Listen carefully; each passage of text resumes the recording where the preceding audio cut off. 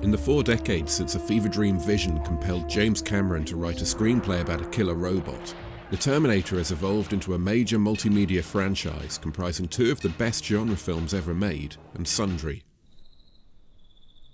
It also inspired a cornucopia of illegitimate rip-offs, from South Korean Terminators to West African Terminators, stop-motion Terminators to computer-generated Terminators, dancing Terminators to retaliators, eliminators and alienators.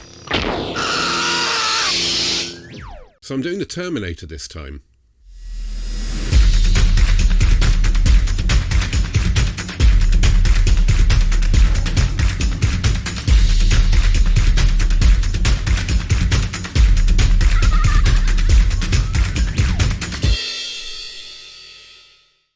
Movies are rated out of 10 for how objectively good they are, that's a little Oscar, and how entertainingly bad, that's a little Tommy, but I wouldn't put too much faith in those values.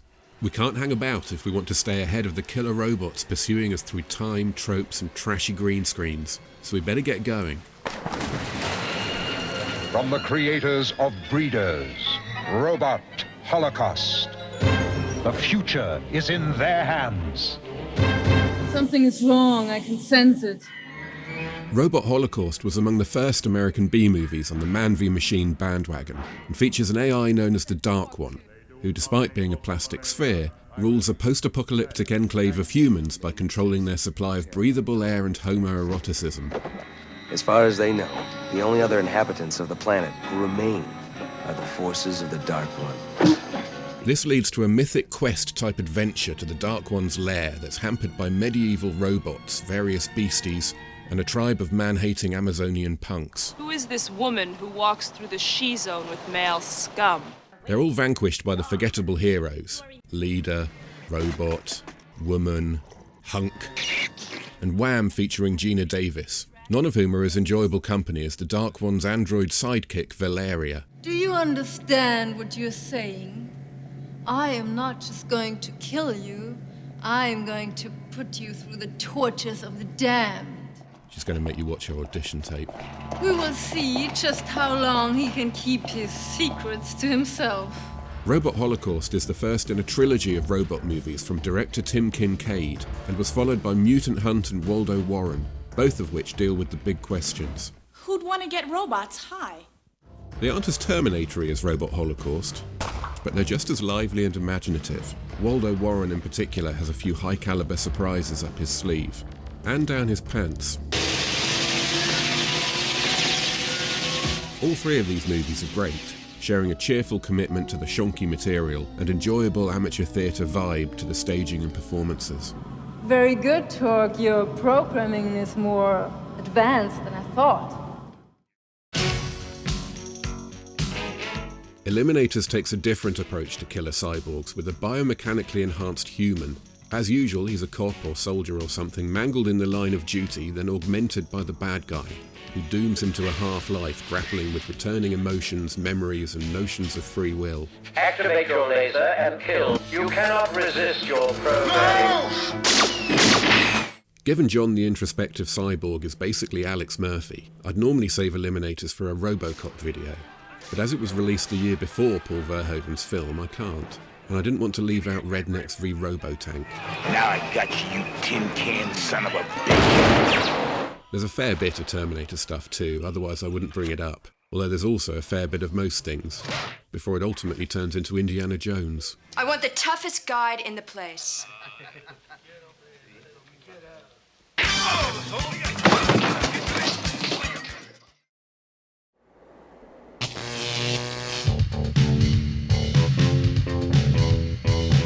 When the Dallas PD's experimental robot cop Rotor is mistakenly activated a full 25 years ahead of schedule, it immediately goes rogue and targets an innocent young woman for deadly pursuit.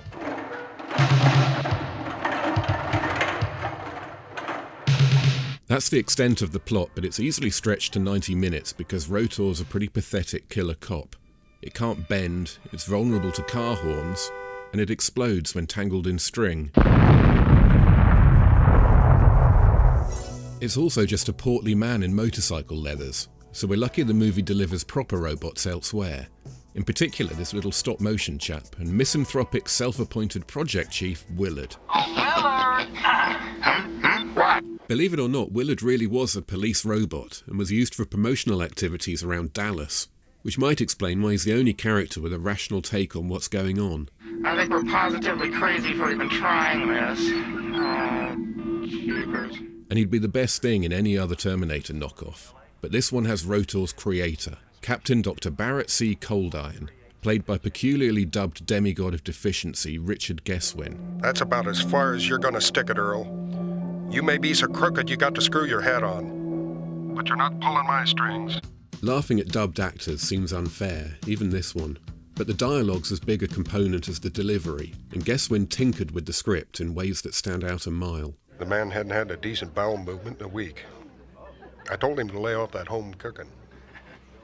Presumably he could do that because he also produced, along with writer-director Cullen Blaine, who shot a screenplay that spends 20 minutes on a plot device justifying Rotor's early deployment, then has an idiot just turn it on by mistake. We wouldn't want some sort of accident. Yeah, I got the feeling this is how Terminator got started. There are a lot of unanswered questions surrounding Rotor, not least who plays Willard's friend Shoe Boogie. Stranger is the fact it was first written as a comedy, and that scenes shot prior to the rewrite appear in the final cut. Thanks. Sorry. But the real mystery is the plot points, shooting locations and cast members shared with RoboCop, which was shot over a year after Rotor. Part of me wants to believe Verhoeven ripped off Eliminators and Rotor and he's still laughing about it. If so, it's a shame he didn't lift the dialogue. You fire me and I'll make more noise than two skeletons making love in a tin coffin, brother.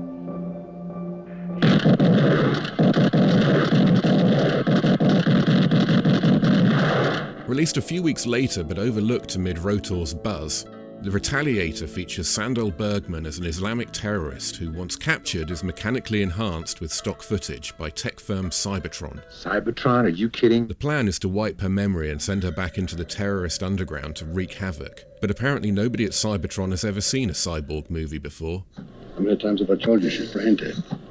She won't remember us or the operation. Needless to say, Bergman's Samira immediately remembers everything and goes AWOL, leading Robert Ginty's wildcard mercenary Eric Matthews to drop his busy schedule of domestic strife and go after her, before she screams he and his associates to death. Yes?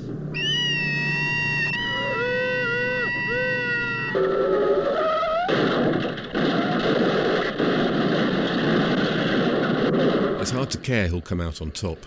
As a terrorist, Samira is presumably meant to be the villain, but we're not shown her earning that tag, while everyone at Cybertron and the CIA compete to be as unpleasant as possible. Make her the perfect woman, make sure she never speaks again if we remove her broca's area. Very funny, Doctor.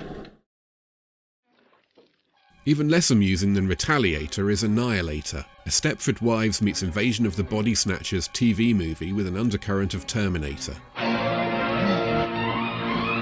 Although not everyone saw Cameron's film, or they wouldn't be trying to convince Dr. Silberman of a robot conspiracy. You just think I'm crazy, don't you, Sid? No, but I can see you're a little upset. It's pretty dismal, but one scene does involve a robot removing its own arm to use as a projectile.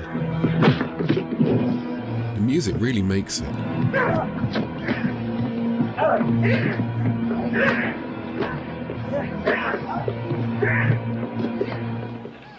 There is an assassin on his way here to kill me. This assassin is a robot.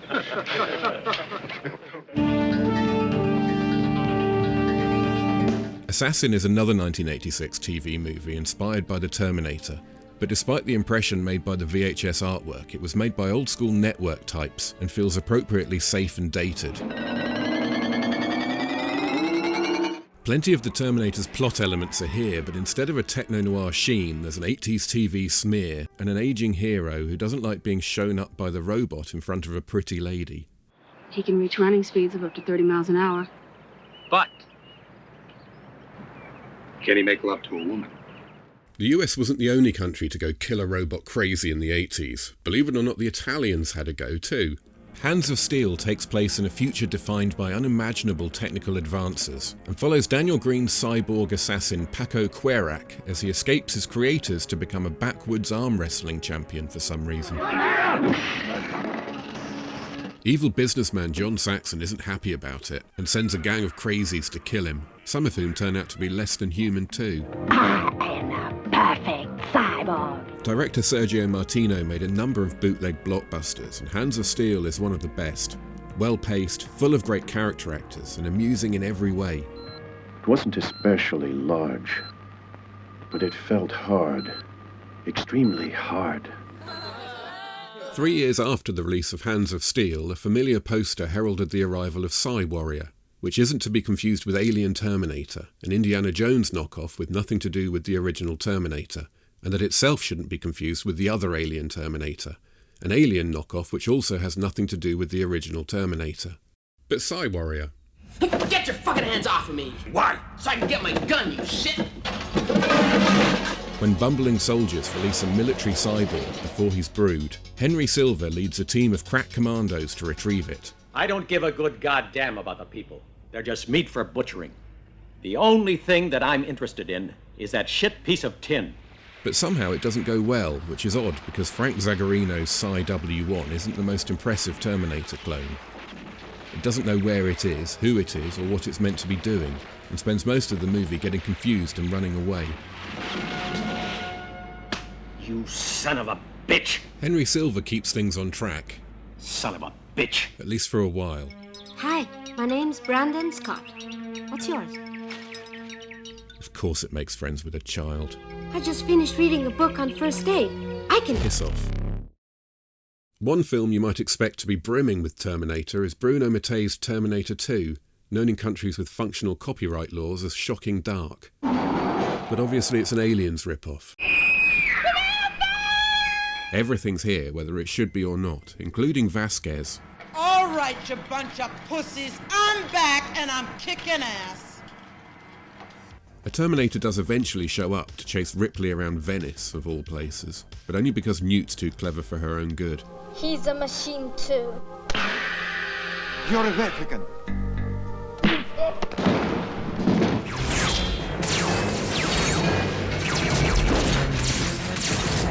2,000 years in the future, cyborgs are defeating mankind in a very confusing war. Throats torn out. Now, it's been 3 centuries since the sitting in a real army. These aren't plumbers you can bribe to get your bathroom fixed overnight, lady. They kill to live.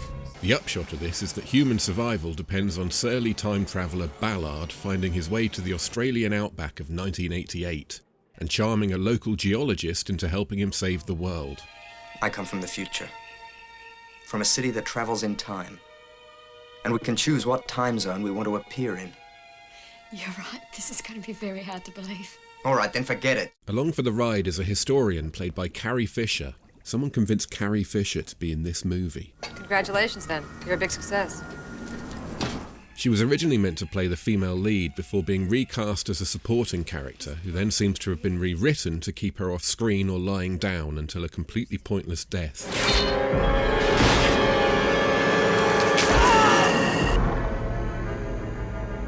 Like every Australian genre movie, The Time Guardian takes place in a terrifying primordial netherworld, so the addition of killer cyborgs makes for a fun contrast despite the movie not being particularly memorable, other than due to it being made by the Terminator's production company Hemdale.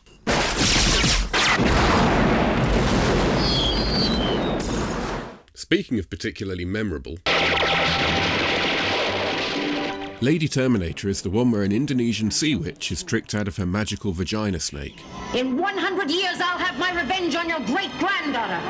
Only it's a Terminator ripoff.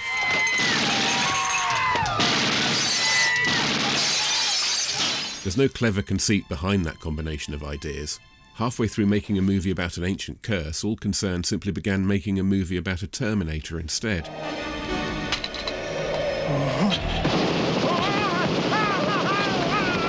That's a fun headline and does leave Lady Terminator herself amusingly conflicted. Come on. In this day and age, you speak of legends? I'm an anthropologist, huh? But the bizarre dialogue and awkward disconnect between the sound quality and on-set energy of the actors and their ADR proxies is what makes this movie. Hey, you serve beer here or just milk? That and the commitment to recreating all of the Terminator's more memorable moments, some of which don't add up when performed on a human. Just sign. That said, others can be quite effective. For example, the raid on the police station actually captures something of the vibe of the original scene, thanks to a little dynamism. It's also great to see the Terminator's horror elements acknowledged for once, both visually and conceptually. It says here all three of these guys died with their cocks bitten off. Could be a small animal. So far we've taken in movies from the USA, Italy, Australia, Canada and Indonesia, but not the spiritual home of the robot. Robots have played a prominent role in Japanese pop culture since well before the release of the Terminator, and while most come in the form of child-friendly tokusatsu heroes, Japanese cyberpunk was also well established by 1984, and between all those encompassing styles, Japanese filmmakers had a lot of domestic tropes to work with.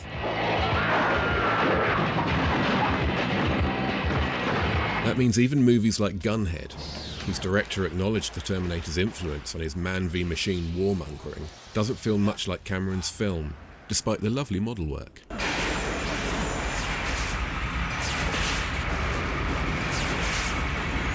The same goes for Mecha Droid Robokill beneath Disco Club Layla. Apparently the American firebombing of Tokyo during World War II buried a prototype cyborg super samurai under half a century of rubble. Reactivated by Disco Club Layla's prodigious electricity consumption, he moves into the car park beneath and starts killing people.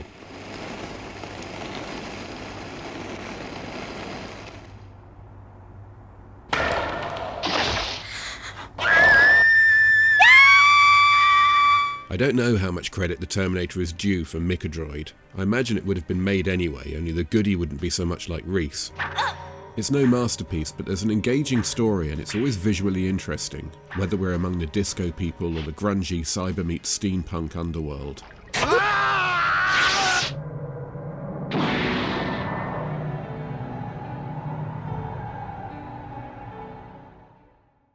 Here's a change of pace.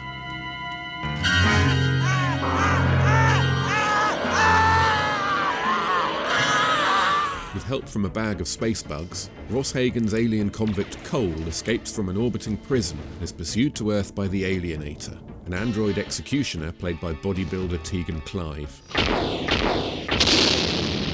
The shit has hit the fan, let's roll! We spend most of the movie with the people Cole encounters on Earth, John Philip Law's ineffectual sheriff, a couple of comedy yokels, And I want to tell you something, there was bears here. and assorted human fodder.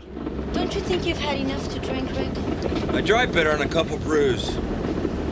It's all good fun and there's much to like, but behind the scenes there was more to interest the unseemly among us, with tales of extraordinary drinking by Hagen and Jan Michael Vincent, who has a small role as Alienator's boss. Prepare the first execution. That'll be prisoner 485. Do it. Hagen's part was reduced to the point where he just looms into frame occasionally to share doom-laden wisdom. Kill each other now. It'll be easier for you all, and far less painful. Eventually they got rid of Hagen by having Cole transfer his spirit into another body. I am Cole. You are nothing. That would be fair enough if they'd reshot all of his death scene, but the tight budget means they couldn't do anything about the final decapitated headshot, so we inexplicably cut back to Hagen.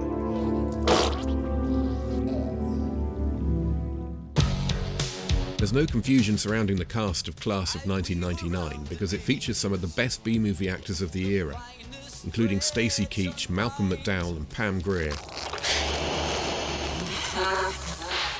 With its plot about military androids tackling discipline problems in a US high school, it may not sound like a rip-off, and truth be told it isn't. But when traditional forms of discipline fail, the teachers do go full T-800, and like a lot of B-movies that earn their own stripes, it's too rich in genre goodness to leave out. I hate water. Nice day for a dive. Luckily, the sequel noticed the first movie keeping its shit together and wants us to hold its beer. You're on permanent detention. School's out. In Class of 1999 too, there's no nuance or build-up. The teacher arrives on his first day already looking like a psychopath, with the sound of gunfire and death literally reverberating around his head. The enemy is before me, around me, and yet no fear will I have. My mission is met. Death is my mission. Fuck you very much. You're gonna die. This is how Class of 1999 2 works. Punk 30-year-old kids give the teacher some lip. The teacher murders punk 30-year-old kids.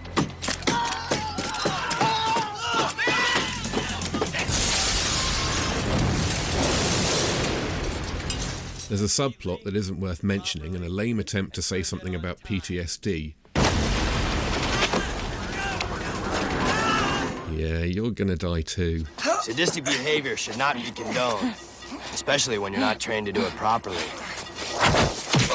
But on the whole, this is just porn for people who love dumb movies and hate dumb kids. I wonder if Mr. Terminator's bulletproof. Fair question.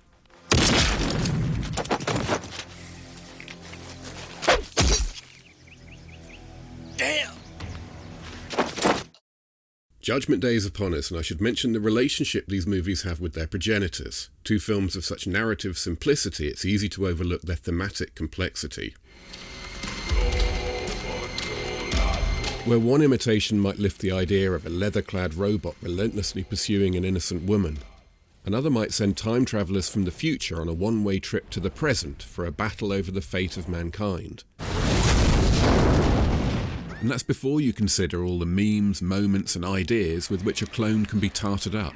Everything from the role of fate in the universe to memorable dialogue. Come with me if you want to. Let's move! That dictates a fairly fluid criteria for Terminator clones. But there are still plenty of movies routinely cited as such that steal nothing more than artwork or title, and others that just use Terminator's themes and tropes as a jumping-off point before doing their own thing. Most can be ignored, but others warrant a quick mention, for one reason or another.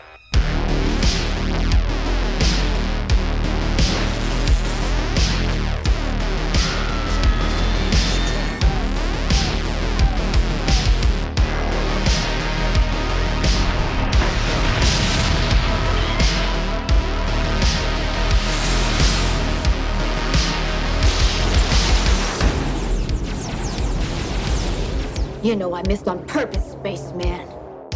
Look for something unusual, something hard. So you're telling me every time she screws somebody, she's going to explode? K3 prototype cyborg assassin. It's time to die. It's time to get a new watch.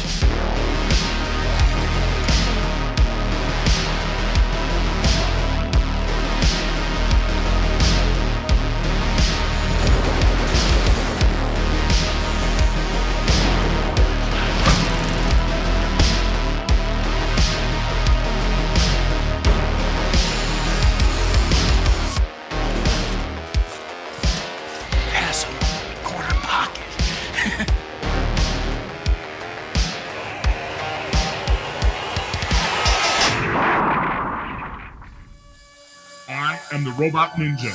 And remember, kids, drugs are not cool.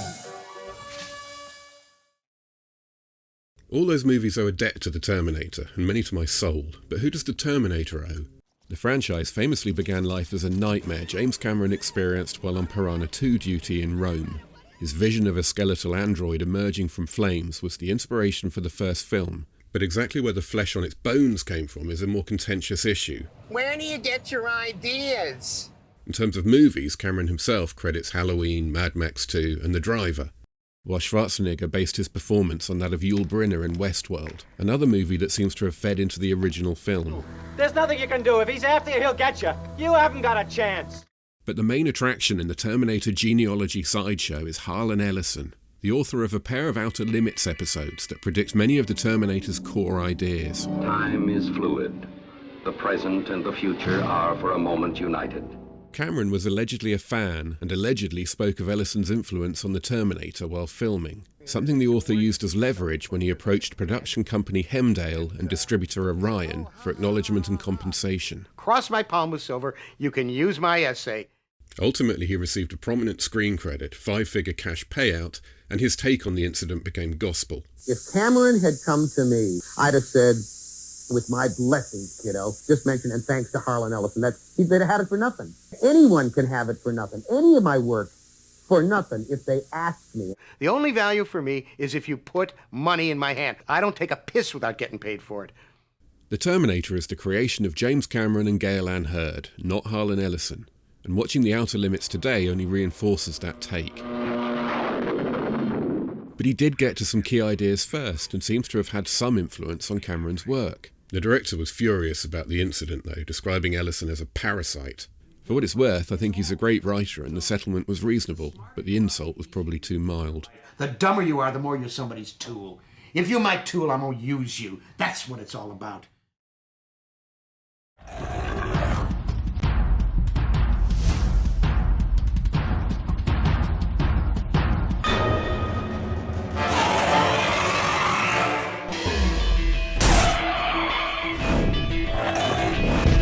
Terminator 2 Judgment Day was released in July 1991, its popularity instantly redefining the fledgling franchise from grimy horror botherer to shiny multiplex conqueror.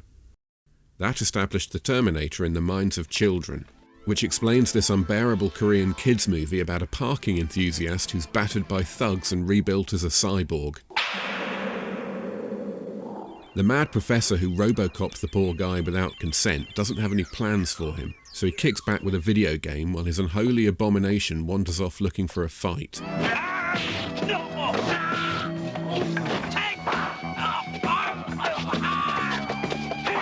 It appears Sirio H. Santiago took over for the conclusion, but nobody could save this movie from the comic relief.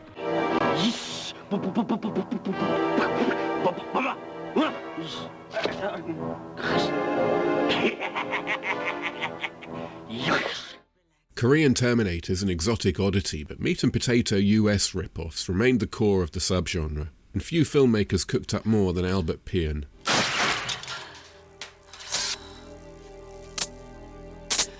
Goddamn cop. Goddamn terrorist. Pian found his calling with 1989's Cyborg, and over the following few years revisited the idea of post-apocalyptic androids 7 times. Most of those movies take place in freely available desert settings and address complicated existential issues such as self-identity. Well, Nemesis is the best of those movies and features Olivier Gruner's biomechanically enhanced cop trying to prevent a man-machine war.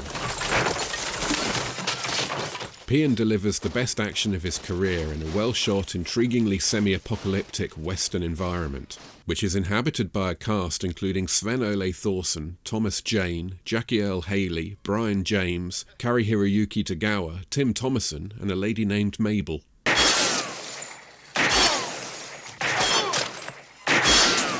Teach you to fucking cyborgs. But despite the endoskeleton in the ending, it isn't until Nemesis 2 Nebula that things get eerily similar, with a plot in which a robot is sent back in time from a 21st century machine war in order to kill a woman who will one day lead the human resistance.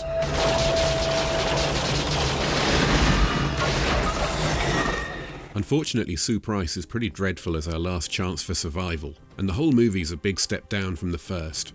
It was filmed back-to-back with Part 3, which is no better but has the advantage of lame VFX and Tim Thomason, often at the same time. There's also a Nemesis 4, which is much of a muchness, but at least provides us with a different setting, and Price with something to wear. Technically there's a Nemesis 5, but it's absolutely hateful. Transported through time to save our race. Nemesis 5. Shut up.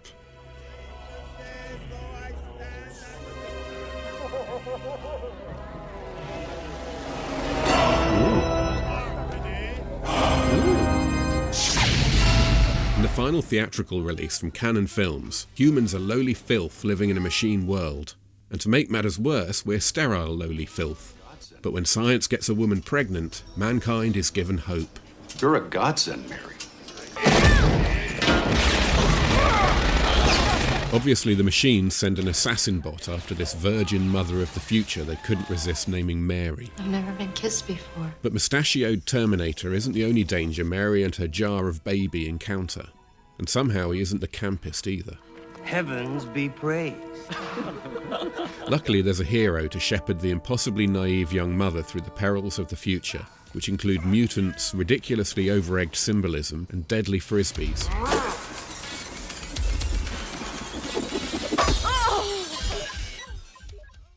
Released 3 days after American Cyborg, Time Runner replaces robots with aliens, but otherwise sticks to the formula, when mankind's last hope is flung back in time from the unimaginable dystopian hell of the year 2022. But we know everything will be alright because mankind's last hope is Mark freaking Hamill. I'm of an age and ilk that'll always find that impressive, okay? I'm gonna need some clothes. Oh, welcome to mine. Unfortunately, Time Runner's a bit of a bore, but at least it's from an era when even B-movies could have incredible model shots. And the swearing could be both hardcore and childish. Go fuck yourself, turd brain.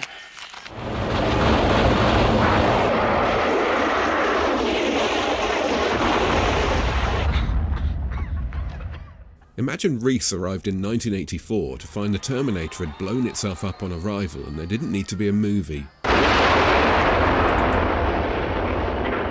It might not sound like the best idea, but it's the premise for Apex, a Terminator clone uninterested in hiding its lineage. One man must travel across time to stop the machines that were programmed to annihilate the human race. It does deviate, but only to tie itself in causality knots that confuse the main cast as much as the audience. Don't you recognize me? With only a random desert-dwelling patriarch seeming to have a handle on the situation. Them boys gonna be up to their ass in robots. Highlights are superficial and include a welcome cameo from Damnation Alley's Supertruck, a unique and memorable robot design, and all kinds of retro effects. Aside from the opticals, there's plenty of early 90s CGI and classic matte paintings, though in truth most of the effects budget seems to have gone on kerosene.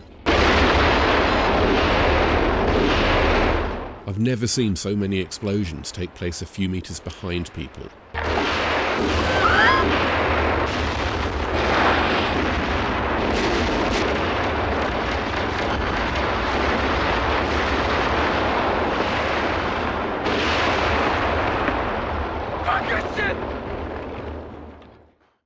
You're to get executed now.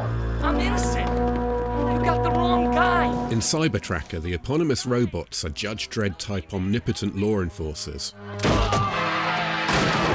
But for some reason, they still dress like they stole their clothes from a biker gang, and they overreact to everything, so we're not about to get a break from explosions. You are to get executed now.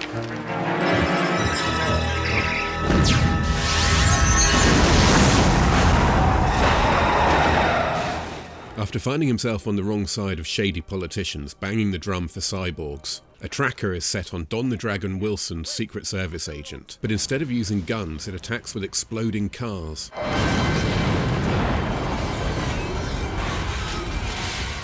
This movie hates cars. Even Don the Dragon Wilson starts blowing them up to try and kill the tracker, before he realises it needs to be exploded from the inside.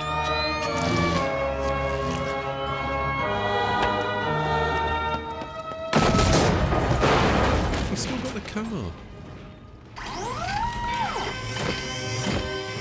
There are 2 of these movies, and in the sequel the trackers have been upgraded to goodies, and also Robocops. But otherwise nothing's changed. The movie still hates cars, and we're still in Cameron country, because one of the old models is deployed to kill Don the Dragon Wilson's wife for something or other. Should have pulled an exploding car on her. Olivier Gruner, the former kickboxing champion, real-life commando and hero of Nemesis, had another go at playing an emotionless automaton in 1995's Automatic, which also features John Glover as a corporate dirtbag using fear tactics to peddle his android bodyguards. Hello, I'm Goddard Marks, president of Robgen Industries. Glover plays Marks as a cross between Daniel Clamp from Gremlins 2 and his Magnavolt salesman from Robocop 2, which, like Automatic, starts with his fake commercial and then it goes downhill thereafter. Magnavolt, the final word in auto security. That was then. This is now. I'm here to tell you about a revolutionary new product, the Automatic, personal server and protector. Unhappily, he doesn't have half as much screen time as Gruner, who spends the movie fighting in unlit corridors. I wasn't just focusing on the commercial because it's funny, it's also the only part of the movie you can see. I created you to protect humanity.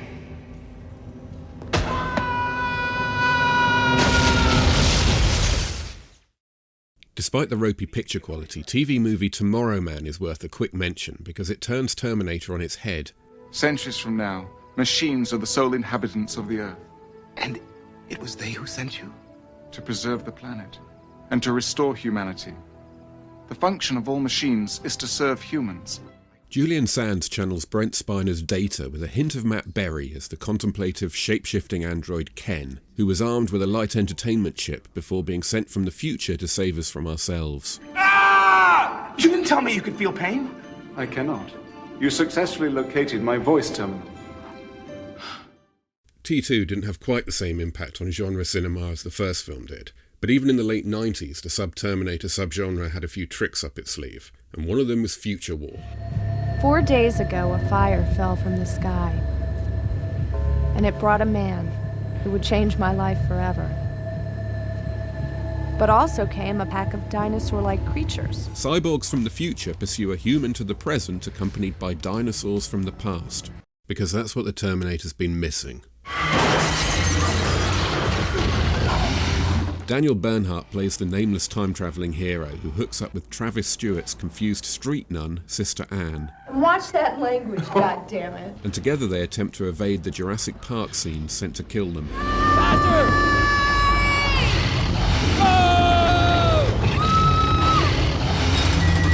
When the first killer cyborg is forever lost in a maze of boxes, Robert Zsazsa shows up to raid the police station in a scene that demonstrates editing can happen by accident.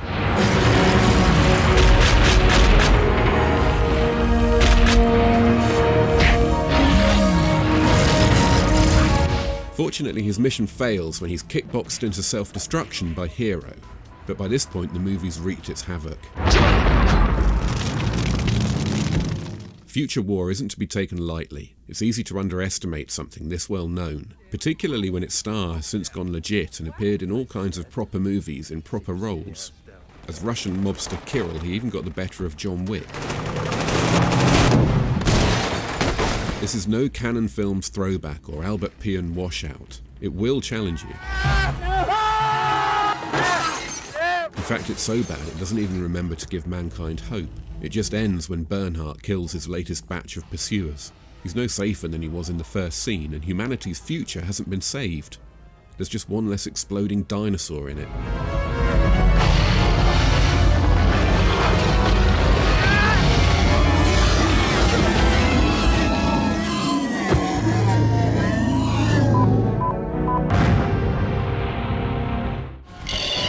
Unfortunately, there seems to be a lack of South Asian Terminator rip-offs. The incoherent series is fantastic, but beyond antagonist Chitty, who obviously takes time out to have a good dance, they don't really earn their Indian Terminator tag. But there's at least one movie that does. The 2002 installment in the Jani Dushman franchise is one of the biggest box office flops in Bollywood history, and relates the tale of a liquid metal something's attempt to something else.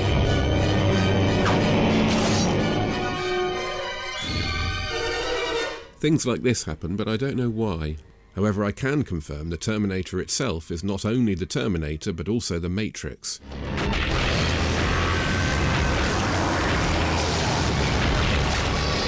And sometimes he's Mission Impossible 2 as well. Fortunately, he can shapeshift, which is vital with so many tropes to steal.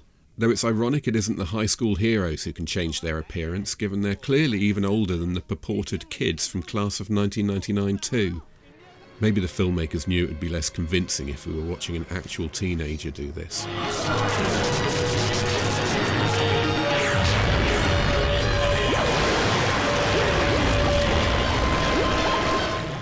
We haven't been to Japan for a while because...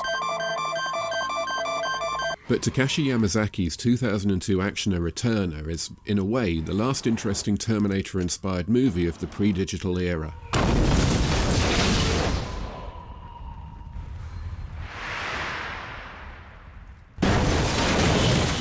The plot's almost identical to Time Runners, with an alien invasion forcing eccentric oddball Millie back in time.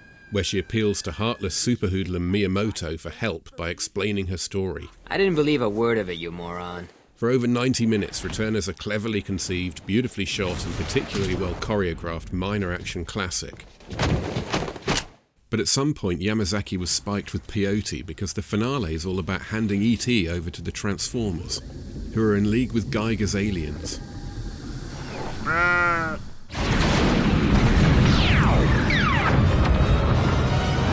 Obviously the Asylum has at least one contribution we need to acknowledge in 2009's The Terminators, which works like a headstone marking the spot where this subgenre crashed to earth amid a miasma of ugly CGI.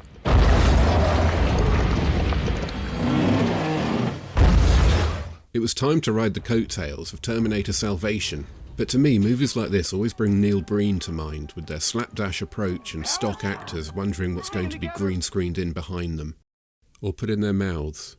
We make a fortune at our insurance companies, overcharging customers and hospitals, and there's nothing the customer can do about it. Isn't that immoral? Isn't that corrupt? We have the backing of the politicians. The Terminators brings us fairly up to date, and if you know this channel, you'll know fairly up to date is where I lose interest in crappy, low-budget genre movies. Not all the time. But too many are lazily exploitative, horribly ugly, stupidly edited, digitally constructed, pretentiously graded, appalling festivals of crappy After Effects plugins. But we can't stop yet because we still haven't asked the big question when it comes to Terminator rip-offs. What about Ghana? Ugandan filmmaker Nabwana IGG's Wakaliwood may be the best-known studio of its kind in Africa. But when it comes to Terminator rip-offs, we're better off heading a couple of countries west to Ghana, where enigmatic auteur Roxanne Emmanuel plies his trade. I've no idea what Terminator Atromoden is about. We basically just watch people conducting their everyday lives until a visual effect shows up to hassle them. And after 95 minutes of that, and still no Terminator, Atromoden or otherwise, I figured I must be watching the wrong movie, which happens quite a lot. But then...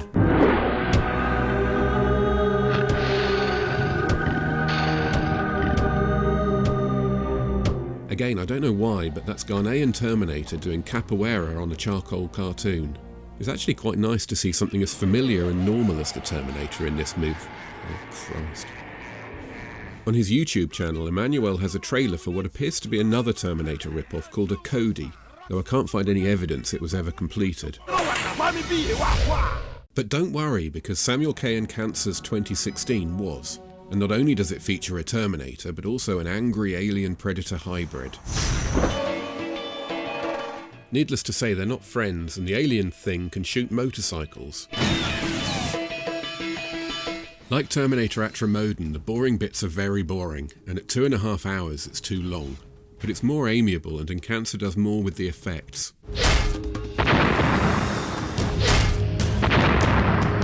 And if you're disappointed the Terminator is a man in a costume, don't worry, we get the payoff we deserve.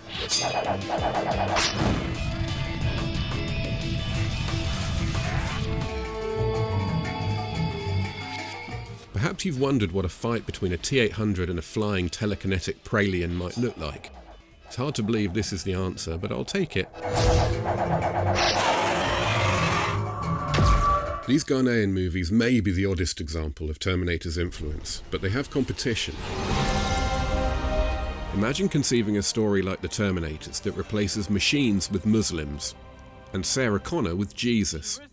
Then imagine filming it without a hint of irony. Perhaps Allah wants me to work through him to make things right. That's what writer-director Jim Carroll did in Assassin 33 AD, which, bear with me, sees Islamic terrorists go back in time to murder Jesus before he can be proclaimed the Son of God.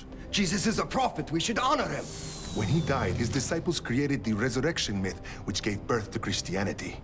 We can correct that. But if we kill him, we'll all be cursed. I don't know how to deal with this movie, or Carroll's re-edit of it entitled Black Easter, but I suspect ignoring them both is the prudent course of action, particularly when other contenders for the title of the most unusual Terminator clone aren't appalling in every way. Terminator 2, for example. Theatre company Husky Jackal deserves all the respect just for staging T2 as a play, but that was only the beginning of their genius. Because while all T2's memorable moments are somehow present and correct, every single line of dialogue is replaced by phrases lifted from Shakespeare. Let's slip the dogs of war.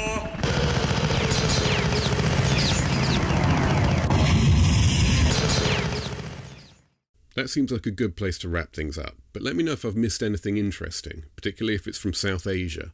The region seems to have been more interested in RoboCop, and while I'd never turn my nose up at a dancing Murphy, a few more dancing T-800s would have been nice too.